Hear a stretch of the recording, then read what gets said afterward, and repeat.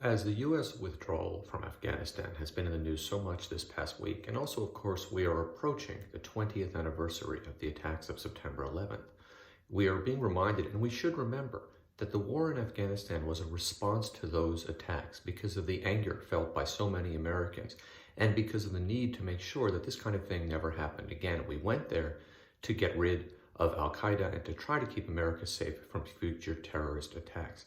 But that's not really what I want to talk about today. I want to use that to put something in perspective. Today is Saturday.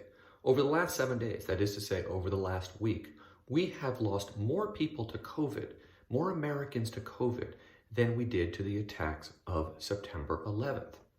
And you might say, well, that's terrible, but what does one thing have to do with another? One is a disease, the other is a terrorist attack. But it's not that simple.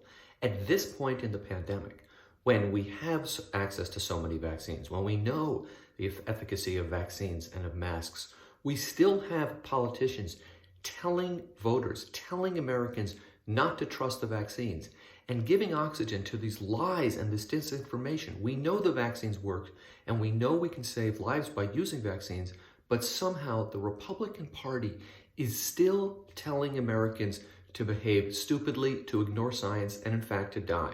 The word for that is that the phrase for that is that the Republican Party is deliberately killing Americans, and yet they find the self-righteousness to lecture the rest of us on American national security. So when a Republican starts telling you about national security, change the channel, go watch a baseball game, do something more useful with your time.